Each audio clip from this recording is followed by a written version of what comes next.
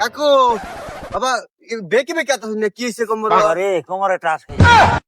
এই সিগুন সিগুন এখন কি কো কোমরে টাচ খাইছে কিরম কথাটা কইলো দেখ 2 ঘন্টা ধরে টাস বিছাইতাছি টাস খাইতাছি না তার কোমরে টাস খাইয়াছে আয় হাই আমের দেশের মধ্যে এত খাউন থাকতে সাইল থাকতে টাইলস থাকতে আমের কোমরও টাস থাকিবা বারহরেন আসকু এই ভাই কিসে কারণ কিসে আরে ভাই হুনুন এক সপ্তাহ আগে টাস কিনছি আমি হ্যাঁ